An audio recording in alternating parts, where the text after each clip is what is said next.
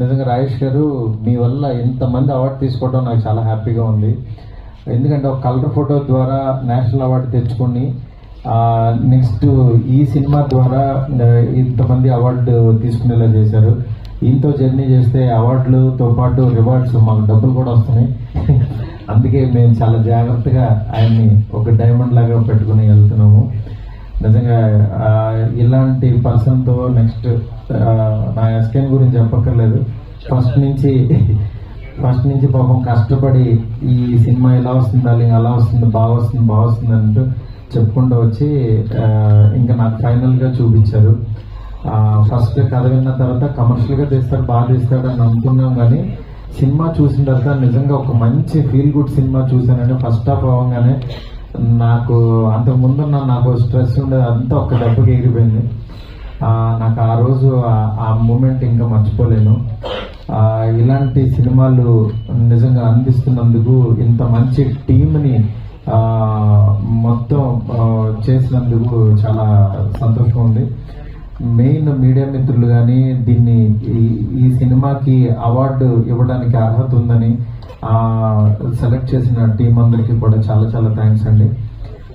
మా mass movie మేకర్స్కి ఇంత పెద్ద హిట్ రావడం చాలా ఆనందంగా ఉంది. ఇక ముందు రాజేష్ గారిని ఆయన మ్యూజిక్ సెన్స్ డెఫినెట్గా బాలీవుడ్లో ఇంకా వరల్డ్ వైడ్ వచ్చేలాగా నెక్స్ట్ సినిమాకి ఆయన బేబీ హిందీ ప్లాన్ చేస్తున్నారు. దాని గురించి మా వాళ్ళు డీటెయిల్గా చెప్తారు. ఎనీవే చాలా చాలా thanks Vaishnavi, congrats, and team అందరికి చాలా కంగ్రాట్స్. విజయ్, నిజంగా యూ డిడ్ గ్రేట్ జాబ్. ఈయన చెప్పినట్టు, అనంత్ శ్రీరామ్ గారు చెప్పినట్టు, మీరు మాట్లాడిన పెన్షన్ డబ్బులు మీకు అనౌన్స్ చేసిన పెన్షన్ మామూలుగా నేను చెప్పేది, మేము పెన్షన్ ఆటోమేటిక్గా మీది ఒకటి ఫిక్స్ అవుతుంది కాబట్టి డెఫినెట్గా ఇస్తాం అంటున్నా. మేమే పెంచక్కర్లా సార్, మన ప్రైస్ ఇదేనంటే చచ్చినట్టు. కళకి సాహిత్యానికి లొంగనోళ్ళు అంటే ఎవరు ఉండరు.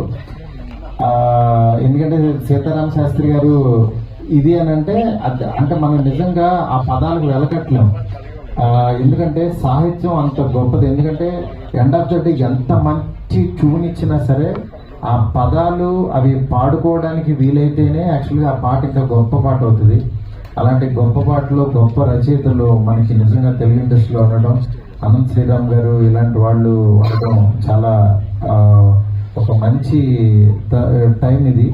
ఇలాంటి టైంలో మనం పాటలు రాయించుకోవాలి. చాలా చాలా థ్యాంక్స్ అండి. ఈ సినిమాకి మంచి అద్భుతమైన పాట ఇచ్చారు. అట్లాగే